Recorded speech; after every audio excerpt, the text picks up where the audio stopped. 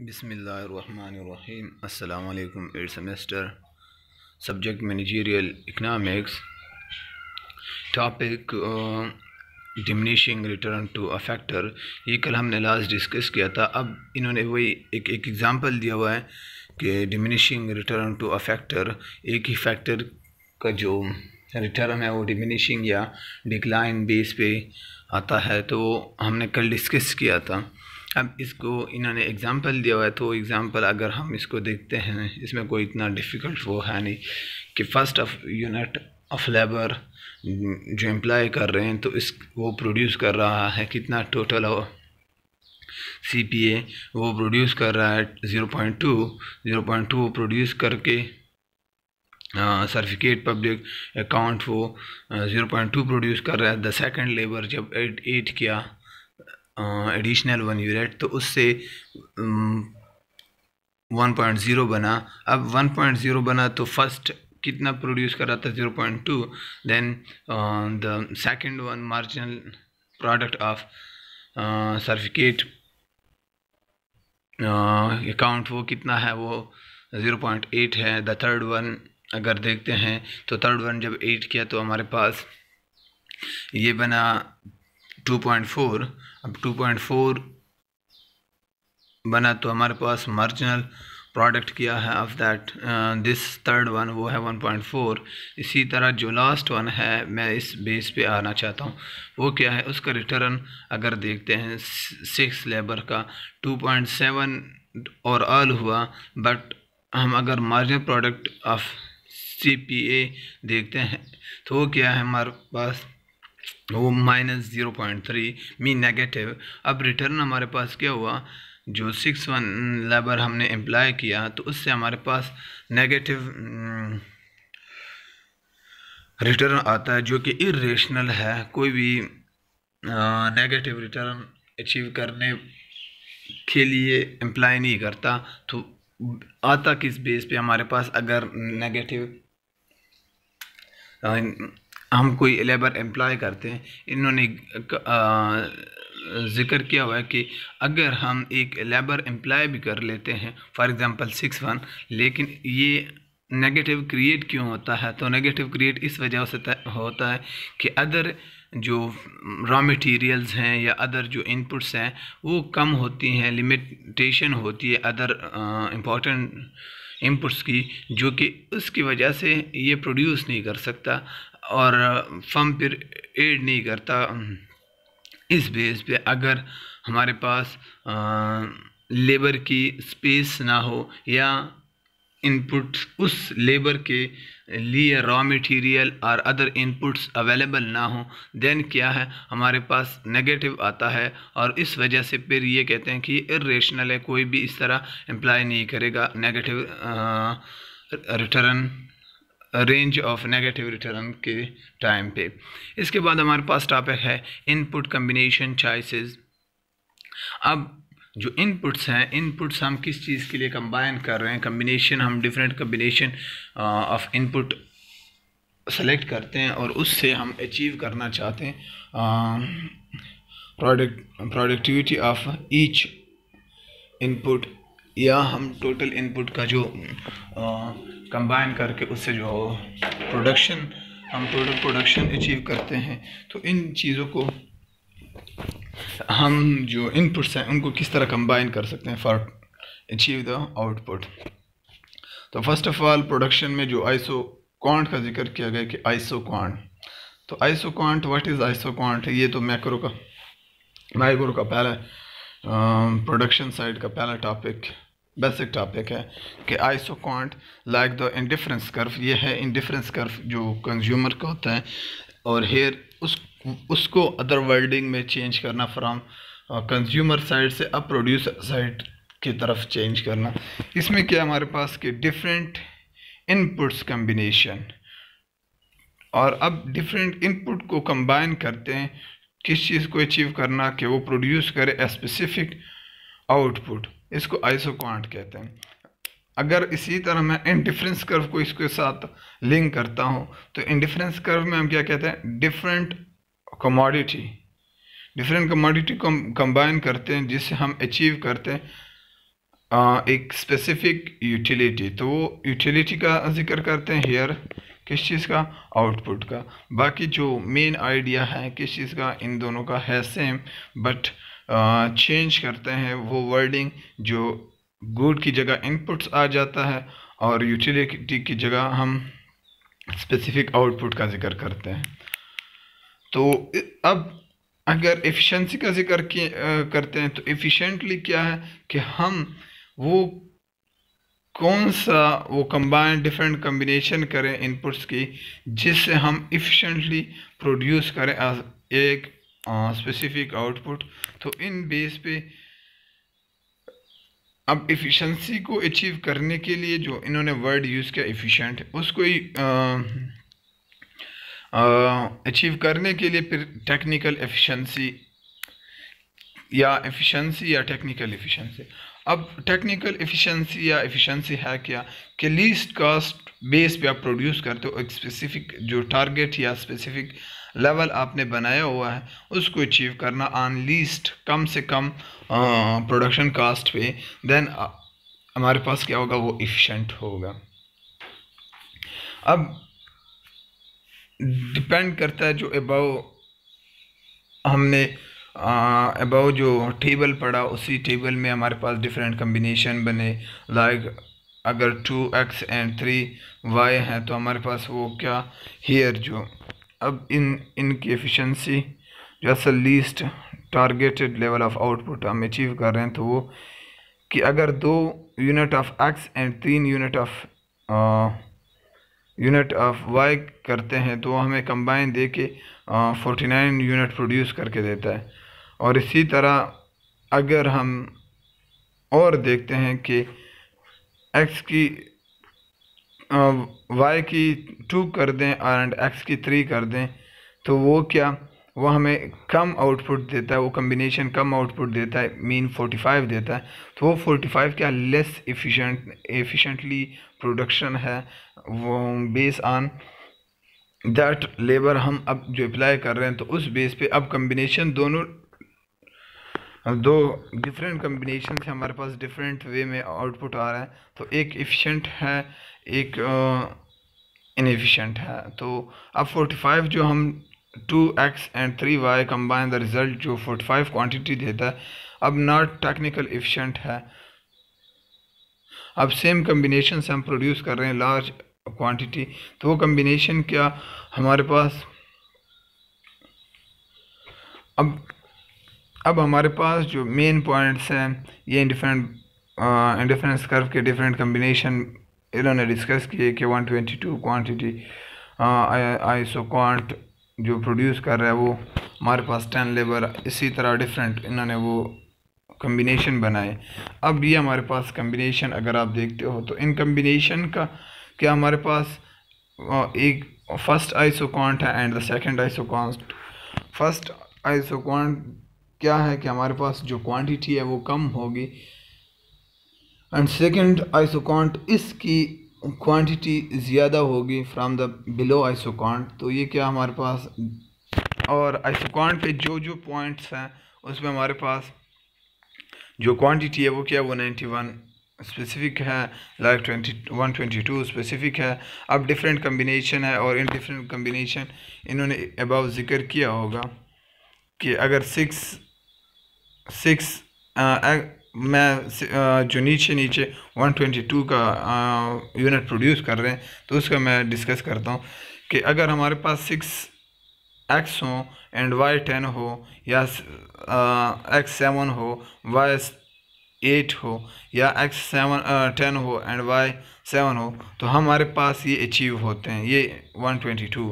तो ये क्या, ये आउटपुट अचीव हो रहा है। इसी तरह अगर हम देखते हैं 91 को, तो 91 अगर हम जो बिल्कुल बिलो पॉइंट है वो 8x अप्लाई करते हो और 3y अप्लाई करते हो तो आप 91 अचीव करते हो। सेकंड जो पॉइंट है 6 अगर आप x अप्लाई करते हो एंड 4y अप्लाई करते हो तो 196 अचीव हो रहा है। द थर्ड पॉइंट जो अबाउट अपर साइड पे है, तो उस पे क्या हम अगर 4x अप्लाई करते हैं तो 6 हमारे पास y इम्प्लाई करना होता है, देन हम 91 अचीव कर रहे हैं। एंड द लास्ट वन 3 हम x इम्प्लाई कर रहे हैं एंड y हम 8 इम्प्लाई कर रहे हैं, तो उससे 91 अचीव कर रहे हैं। ये डिफरेंट कम्बिनेशन है ऑफ x एंड y। और अब इन डिफरेंट कम्बिनेशन से क्या हम जो कम से कम यूज़ ऑफ बोथ इनपुट्स जो कम्बिनेशन होगी तो अब हमारे पास क्या होगी, एफिशिएंट होगी। अब एफिशिएंट होने के लिए क्या अगर हम अचीव किस तरह कर सकते हैं, इनमें अगर आप वैसे देखते हैं तो 7 एंड 8 जो अबाउ 122 है, 122 अगर मैं देखता हूँ द सेकेंड वन, तो वो क्या कम्बिनेशन हमारे पास क्या बन रहा है, 7 एंड 8 वो 122 अचीव कर रहा है। जो ये 122 अचीव करना मिडल वाला पॉइंट वो क्या हमारे पास एफिशिएंट है, क्योंकि हम लेस जो कंबाइन इनपुट्स है वो लेस यूज़ कर रहे हैं इस पॉइंट पे। और बाकी दो पॉइंट अगर हम देखते हैं लाइक द फर्स्ट वन 6, मैं इसको बिल्कुल ये अगर ये अबाव लाइन है इसमें आप देख सकते हैं 6x एंड y 10, तो ये दोनों एक कम्बिनेशन है। ये 16 आ रहे हैं जो इनपुट्स हम यूज़ कर रहे हैं। द सेकेंड वन 7 एंड 8 ये 15 इनपुट्स आ रहे हैं। द थर्ड वन 10 एंड 7 17 आ रहे हैं। तो इट्स मीन जो सेकंड पॉइंट है जो मिडल वाला है वो हमारे पास 7 एंड 8 कम्बिनेशन से अचीव हो रहा है, वो एफिशिएंट होगा। और इस एफिशिएंसी बेस पे एफिशिएंसी अगर अचीव करना चाहते हैं तो वो अगर बाय द अदर वे ये कि जब हम इसी आइसो क्वांट को आइसो क्वांट को अब कंबाइन चेक करते हैं विद आइसो कास्ट, देन हम देख अगर वो जिस पॉइंट पे आइसो कास्ट को ये आइसो क्वांट टेंजेंट हो, टच करता हो टेंजेंट 1 पॉइंट, तो वो हमारे पास क्या होगा, वो कम्बिनेशन होगी कौन सी कि वो एफिशिएंट लीस्ट कास्ट प्रोडक्शन होगी। तो लाइक जो हम कंज्यूमर के लिए indifference curve and budget line जो टेंजेंट होगा, indifference curve budget line indifference curve को जब टेंजेंट जिस पॉइंट पे होगा वो हमारे पास मैक्सिमम अचीवमेंट होगी ऑन द लिमिटेड बजट। अब वही लिमिटेड रिसोर्सेज बेस पे हमारे पास फिर क्या होगा, लिमिटेड रिसोर्सेज पे हम मोर प्रोड्यूस करेंगे on basis of least cost production base पे। इसके बाद इनपुट फैक्टर सब्स्टिट्यूशन। अब इनपुट फैक्टर सब्स्टिट्यूशन, आप कुछ प्रोड्यूस कर रहे हो, कुछ प्रोडक्शन सिस्टम में है, आप एक इनपुट रिप्लेस करते हो फॉर अदर, तो उस अदर को रिप्लेस करना by the basis on productivity factor, तो हमारे पास वो डिफरेंट कम्बिनेशन आ सकती हैं और इसको हम इजीली अकम्प्लिश्ड कर सकते हैं, हम अमल में ला सकते हैं। और वो क्या, इन्होंने एग्जांपल बहुत इजी दिए हैं लाइक ऑयल एंड गैस, इनका कम्बिनेशन, तो वो कम्बिनेशन क्या ये सब्स्टिट्यूट है एक दूसरे के लिए। द सेकंड वन जो इन्होंने दिया है वो कम्प्लीमेंट है, तो उन कम्प्लीमेंट बेस पे। एंड द थर्ड वन हमारे पास है क्या, वो आइसोकॉन्ट शेप का जो इम्परफेक्ट सब्स्टिट्यूट है। The first one perfect substitute जो इंडिकेट कर रहा है gas and oil, straight line isoquant indicate perfect substitute करता है। द सेकंड वन जो आइसोकॉन्ट है वो रिफ्लेक्ट करता है कि ये परफेक्ट कम्प्लीमेंट है। एंड द थर्ड वन जो है वो हमारे पास इनपरफेक्ट सब्स्टिट्यूएबिलिटी है एमंग इनपुट्स। अब इनका मतलब क्या है तीनों के तीनों का। द फर्स्ट वन अब अगर एक सेम अगर एक आप इंक्रीज़ कर रहे हो, गैस इंक्रीज़ कर रहे हो, देन आप ऑयल डिक्रीज़ करेंगे for the electrical power plant के लिए आप इन बेस पे एक दोनों एक दूसरे के लिए सब्स्टिट्यूट, इस बेस पे हम फिर कहते हैं कि हाँ अगर हम डिक्रीज़ करते हैं तो सेम अमाउंट से इंक्रीज़ और डिक्रीज़, अगर मैं एक उनको अगर एक यूनिट आपने दिया कि आयल का 1 लीटर वो काम करता है गैस के 1 kg के मुताबिक, देन अब इंक्रीज़ वर्सेस डिक्रीज़ अगर आप करते हो तो वो परफेक्टली 1 by 1। अब इन्होंने एग्ज़ाम्पल दिया ऑयल एंड गैस का। इसी तरह द सेकंड वाला कम्प्लीमेंट के एक साइकिल जो बनाना है उसका frame without wheel and frame base करता है कि एक दूसरे के लिए मस्ट हैं। अब साइकिल कंप्लीट कब होगा, एक क्वांटिटी कि उसका फ्रेम हो और फ्रेम में आप 2 व्हील लगाओगे, देन ये हमारे पास कंप्लीट एक साइकिल होगा। तो अब एक साइकिल के लिए क्या परफेक्टली 2 व्हील चाहिए। अब सेकंड अगर आप साइकिल बनाते हैं तो उस साइकिल के लिए क्या होगा कि अब एक फ्रेम और चाहिए, 2 व्हील और चाहिए होंगे, तो 2 से वो 4 हो जाएगा। इसी तरह द थर्ड वन क्वांटिटी अगर साइकिल की हम बनाना चाह रहे हैं तो वो क्या होगा, वो 3 के बेस पे बनेगा कि एक और फ्रेम हो एंड 2 व्हील्स होंगे, देन हमारे पास ये चीज़ होगा। एंड द सेकंड वन अगर हाँ ये हमारे पास जो कम्बिनेशन है कम्प्लीमेंट है, लाजिम मलजूम है। अदरवाइज़ अगर आप 6 व्हील के बजाय 5 व्हील करते हैं, द लास्ट वन साइकिल वो क्वांटिटी क्या है वो कंप्लीट नहीं होगी। देन हमारे पास मस्ट है कि अगर 3 साइकिल बनाने तो हमारे पास 6 टायर्स हों और इसके 3 फ्रेम हों, देन ये बन सकेगा।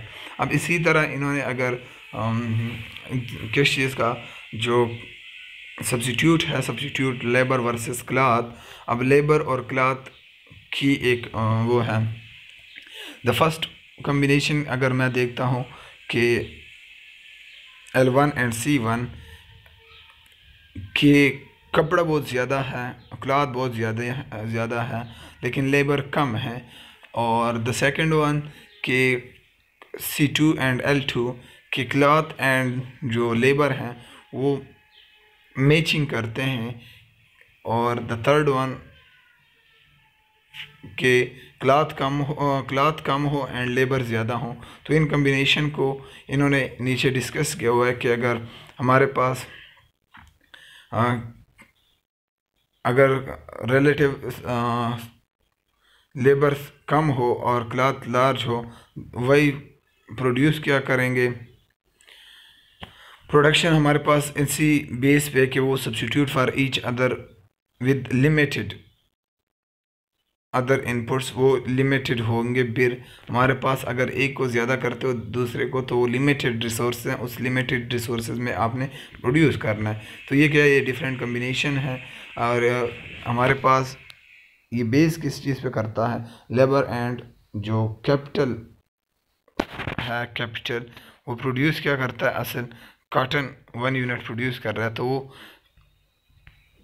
क्लॉथ प्रोड्यूस कर रहा है, वो क्लॉथ हमारे पास इसी बेस पे सब्स्टिट्यूट हम कर रहे हैं। लेकिन अगर हम लार्ज अमाउंट ऑफ क्लॉथ हो तो इन्होंने इसी को डिस्कस किया हुआ है, बेसिक आइडिया अबाउट द। तो इसको रीड करना कोई इसमें ज़्यादा वो नहीं है कि substitute of labour for cloth diminishing होगी। पहले आप अगर लेबर इंक्रीज़ करते हो तो क्लॉथ डिक्रीज़ करोगे, अगर क्लॉथ इंक्रीज़ करते हो तो लेबर डिक्रीज़ करोगे, तो डिमिनिशिंग इस वजह से। तो ये सब्स्टिट्यूट सिस्टम जो एग्जिबिट करता है वो डिमिनिशिंग सब्स्टिट्यूटेबिलिटी बेस पे डिपेंड करता है।